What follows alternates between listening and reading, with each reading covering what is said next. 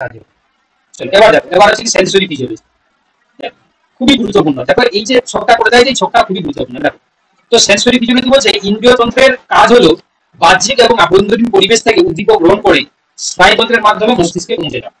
ঠিক আছে, তাহলে কি বললাম, ইন্দ্রিয়তন্ত্রের কাজ কি না বাহ্যিক এবং আভ্যন্তরীণ যে পরিবেশ থেকে উদ্দীপক গ্রহণ করে স্নায়ুতন্ত্রের মাধ্যমে মস্তিষ্কে পৌঁছে যাওয়া।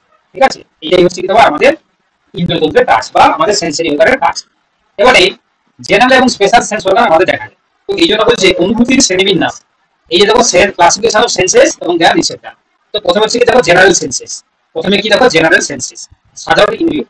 তো এখানে দেখতে পাচ্ছ যে এই সাধারণের ক্ষেত্রে কি কি রয়েছে না, সাধারণের ক্ষেত্রে তোমরা দেখতে পাচ্ছ যে প্রথমে রয়েছে কি দেখো স্পর্শ বা টাচ, চাপ বা প্রেসার, হ্যাঁ, টেম্পারেচার, পেন এবং হচ্ছে তোমার অবস্থান এবং দেহভঙ্গি। ঠিক আছে, তো এখানে দেখতে পাচ্ছ এখানে টাচ যেটার জন্য আমাদের কি রয়েছে যে রিসেপ্টর, তার নাম কি না মেসিনাস কর্পাসিস। মনে রাখতে হবে, কিন্তু এটা মনে রাখতে হবে, এটা কোনো হচ্ছে তোমার হেলাফেলার নয়, এগুলো কিন্তু মনে রাখতে হবে। ঠিক আছে, কেউ যদি ভাবো যে মনে রাখবো না তাহলে ঠকে যাবে। ঠিক আছে, মনে রাখতে হবে। ঠিক আছে, তাহলে কি বললাম এখানে টাচ বা স্পর্শের জন্য হচ্ছে কি দেখো না তোমার হচ্ছে মেসিনাস কর্পাসিস, প্রেসারের জন্য কি দেখো পেসিনিয়ান কর্পাসিস, টেম্পারেচারে যখন দেখো রুফিস। ঠিক আছে, যেটা ওয়ার্মের জন্য, আর যেটা কোল্ডের জন্য দেখো তোমার ক্রাউসিস। ঠিক আছে, ব্যথা বা পেনের জন্য দেখো ফ্রি নার্ভ এন্ডিং, আর যেটা আছে তোমার অবস্থান বা দেহভঙ্গির জন্য দেখো মাসেল স্পিন্ডলস বা গোলজি টেন্ডন অর্গানস। ঠিক আছে, তাহলে এই যে তোমার রিসেপ্টর গুলো করে দিয়েছি নামগুলো লিস্ট, এটা কিন্তু তোমরা মনে রাখবে ভিভিআই। ঠিক আছে, এখান থেকে কিন্তু পরীক্ষা প্রশ্ন আসছে। ঠিক আছে, এই জিনিসগুলো একসাথে হচ্ছে করে দেওয়া হয়েছে। এবার দেখো স্পেশাল সেন্সেস, তাহলে উপরেটা বললাম কি এগুলো সাধারণ জেনারেল, নিচেরটা আছে তোমার স্পেশাল সেন্সেস। বুঝতে পারলে, স্পেশাল সেন্সেস আমাদের কি রয়েছে দেখো দৃষ্টি, এটা দেখো রোড এন্ড কনসেন্ট, তোমরা জানো রেটিনাতে থাকে, যেটা আলো এবং রং সংবেদনে সাহায্য করে, তাই না। শ্রবণ হেয়ারিং, এটা হেয়ার সেন্স, যেটা আমাদের প্রক্রিয়াতে থাকে শব্দের জন্য।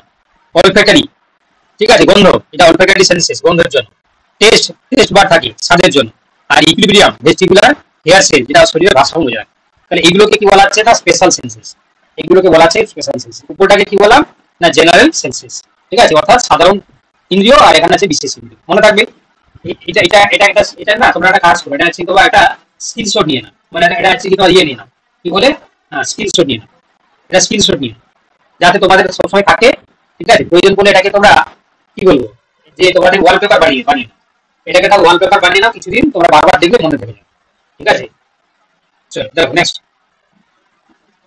দেখো এবার বলছে দেখো, এবার রিসেপ্টরকে আমরা ক্লাসিফাই করছি কিসের উপর ভিত্তি করে না রিসেপ্টর ক্লাসিফিকেশন স্টিমুলাস অনুযায়ী।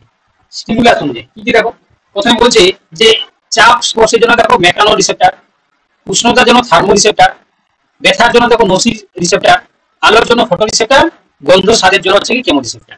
তাহলে স্টিমুলাস কেমন তার উপর ভিত্তি করে আমরা ভাগ করছি দেখো রিসেপ্টরকে। ঠিক আছে, তাহলে কি বললাম চাপ স্পর্শের জন্য মেকানো রিসেপ্টর, উষ্ণতার জন্য হচ্ছে কি তোমার থার্মো রিসেপ্টর, ব্যথার জন্য হচ্ছে নোসি রিসেপ্টর, ফটো রিসেপ্টর হচ্ছে আলো, কেমো রিসেপ্টর হচ্ছে গন্ধ এবং স্বাদ। মনে থাকবে, মনে থাকবে তো, মনে থাকবে কি গো, মনে থাকবে তো। আজকে 175 জন, 250 জন হয়ে যেত কিন্তু 175 জন।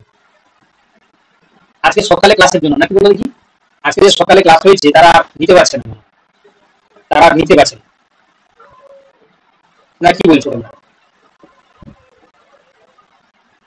সকালে রাতে দুবার ক্লাস হয়ে যাচ্ছে, তাই না।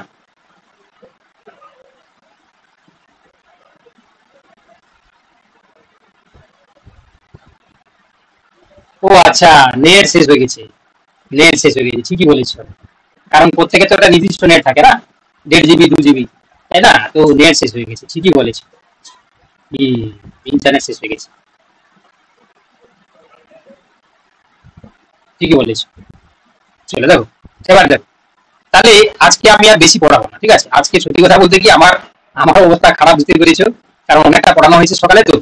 তারপর হচ্ছে কি আমার অফিসের কাজ, তারপর হচ্ছে কি আবার এইসব জিনিস সেট আপ হলো। ঠিক আছে, তো আজকে বেশি পড়াবো। ঠিক আছে, আজকে কম পড়াবো। ঠিক আছে, আর পৃষ্ঠা দিয়ে পড়াবো, দিয়ে পরের দিন দেখা যাবে, বুঝতে পারলে, কারণ সবারই চাপ হয়ে যাচ্ছে, বিশেষ করে আমার নিজেরও চাপ হয়ে যাচ্ছে। ঠিক আছে, না কি বলছো তোমরা।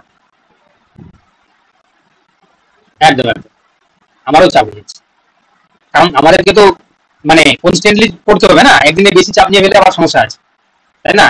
সেই খরগোশ আর হচ্ছে কি তোমার তোমার কচ্ছপের গল্প হয়ে যায়, যে খরগোশ কি করছে এমন ছুটে যে তারপর রেস্ট নিচ্ছে, সেরকম হয় আমাদের কচ্ছপের গতিতে হাঁটতে হবে, কনস্ট্যান্টলি যেতে হবে, তাই না?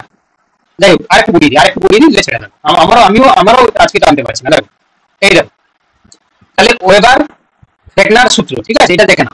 ওয়েবার ফেকনার সূত্র এটা কি বলছে না, বলছে যে এই সূত্র ব্যাখ্যা করে কিভাবে কোনো শারীরিক উদ্দীপকের তীব্রতা ও আমাদের মানসিক যে অনুধাবনের মধ্যে সম্পর্ক রয়েছে, সেটাকে হচ্ছে কি সেই সূত্রের মাধ্যমে আমরা উপস্থাপন করি। কি বললাম দেখো, দেখো কি বললাম, যে শারীরিক উদ্দীপকের তীব্রতা এবং মানে ওই উদ্দীপক মানে স্টিমুলাস যেটা, ঠিক আছে, স্টিমুলাসের যে তীব্রতা কেমন এবং তার পাশাপাশি রিসেপশন কেমন হচ্ছে, তাদের মধ্যে একটা সম্পর্ক জানার জন্য এই ওয়েবার ফেকনার আছে সূত্র আমরা দেখতে পাচ্ছি।